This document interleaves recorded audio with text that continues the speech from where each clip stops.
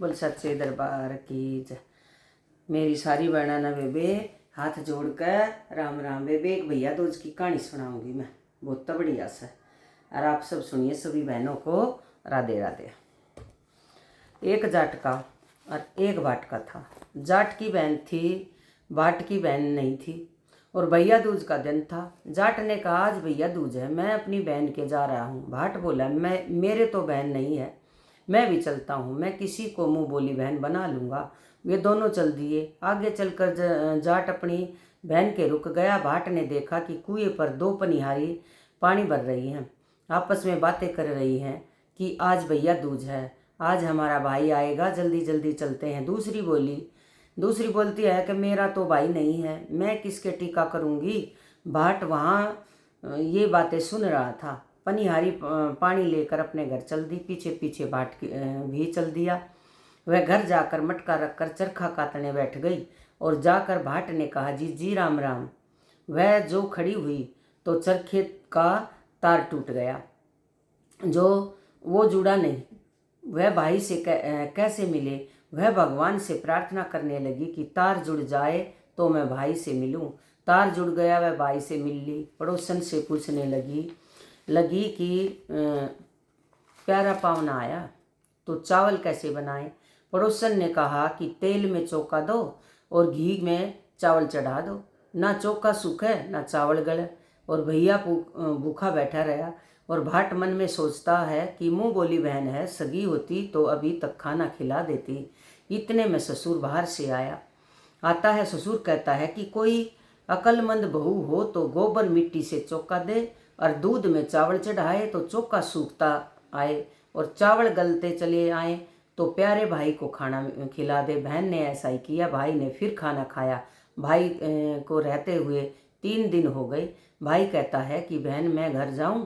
बहन मना करती, लेकिन भाई कहता अब मैं जाऊंगा। सास ननद की चोरी से रात को चावल की पिन्नी पीस कर देती है तो सांप पिस जाता है और पिन्नी भाई को दे देती है। भाई चला जाता है। सुबह उठकर देखती है कि उसमें सांप पिसा हुआ होता है और सांप को पिसा हुआ देखकर बहन भाई के पीछे पीछे जाती है और नदी के किनारे भाई मेढा मांडे पड़ा होता है और बहन तो वहीं बैठ जाती है और 12 साल तक बहन भाई का सिर अपने घुटने पे लिए बैठी रहती है और कीकर बोलती है कांटे काट कटीली काटे, लगा फूल फूल तोड़ माथे लगा। सोता वीर जगाती बहन कहती है कि एक बार और बोल।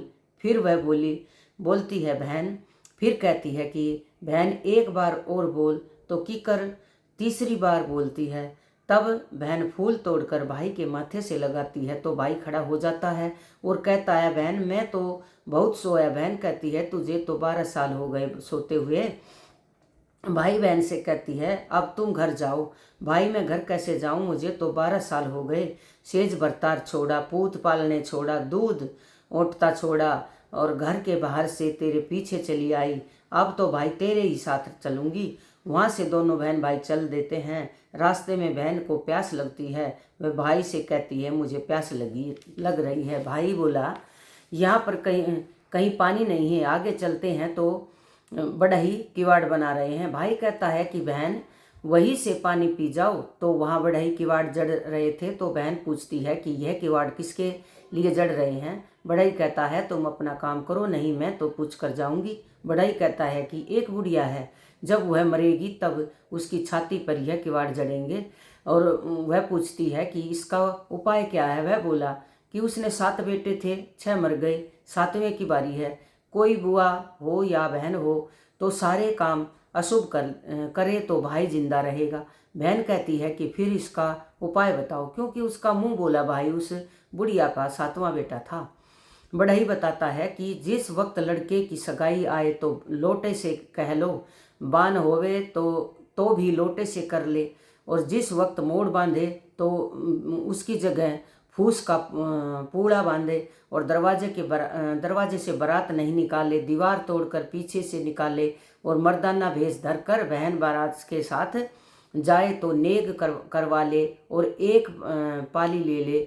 और जिस वक्त भाई फेरों पर बैठे तो नाग आएगा तब उस नाग को हंडिया में कर ले। फिर नागिन आएगी तो उससे वचन भरवा ले। जब वचन भरवा ले तो एक वचन, दो वचन, तीसरा वचन नरक कुंड में पड़े। तब नागिन से कहे कि मेरे सातों भाई और सातों भाभियां को छोड़े, तो वह कहेगी पापेन हत्यारिन, तूने बहुत ठगा, जा बख्शा दे, तेरे सातों भाई और सातों भाभियां को छोड़ दिया। बहन ने ऐसा ही किया और तब सातों घोड़े और सातों डोले आए तो बहन सबको लेकर बारात के साथ वापिस आती है। बुढ़िया भूस के कुल्हे में जा पड़ी।